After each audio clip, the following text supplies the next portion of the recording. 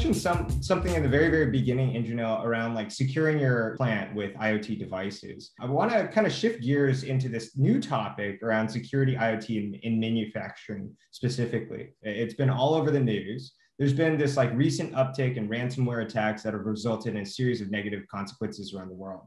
This really showed the critical vulnerability of the infrastructure within our supply chain, including our oil and gas infrastructure, even our food and agriculture. Basically, I want to start with this question, Indranil. What's going on right now? What's the future going to look like as it relates to security and infrastructure?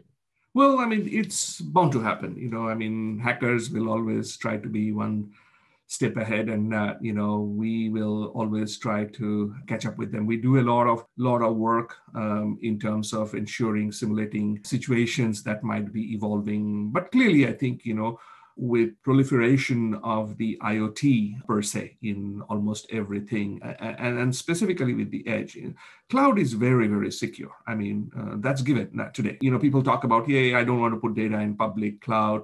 But truth be told, I think public cloud is a lot more secure. And we have heard this from over and over again from customers who do tremendous amount of audit of their data and the systems to tell us that, the cloud is certainly more secure from their own data center, as an example. And I think, that's a proof point. But I think the challenges starts happening when you have these edges. How do you actually secure the edges? And I'm not saying that they're not secure. They do have lots of different technology, but there are vulnerabilities, there are points of attack. One could, like the SolarWind, which was even more challenging than a ransomware in the sense that it was at a supplier side of the whole equation.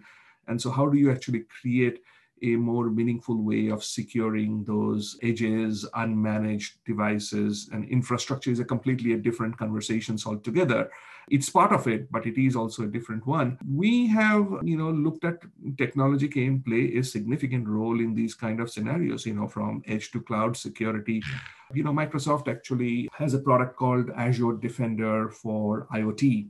Essentially, it is enabling us to help a lot of our manufacturers to be able to secure those edges. And the beauty of this system is that, it can discover edges that are unmanaged and how do you do that? But I think that's only one step of it. But I think, you now need to start thinking about, are there ways how you could create an edge to cloud security end to end without any breakpoint? Because, I think the challenges are that there are always solution softwares that are being added to it to create the level of security or secureness, as we can say, think of it that way. But I think there is always those vulnerabilities because of those gaps that might actually exist because they're not a single one stream of software. And I think, we have done a lot of work in that particular space.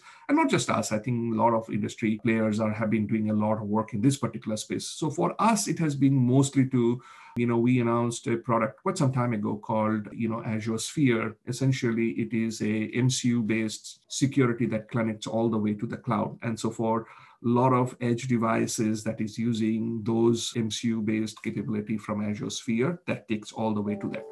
And I think, that's, one of the areas where we talk about it. But I think another aspect of it is that, what about the PCs and servers and everything else that exist, because those are also still vulnerable. And I think we do create, solutions that actually can secure, end to end. I think back in October or November timeframe last year, Microsoft, Intel, Qualcomm announced a joint initiative for creating something called Pluton.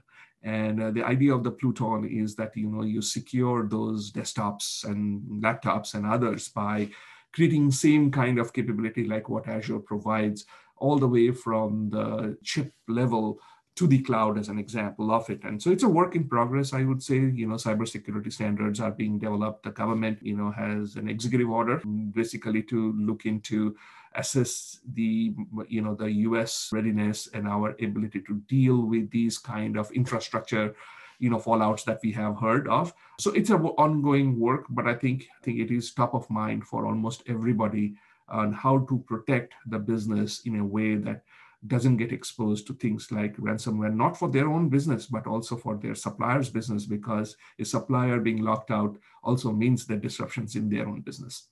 Yeah, I mean, the impact to the supply chain just affects so many downstream businesses. It's kind of Absolutely. wild.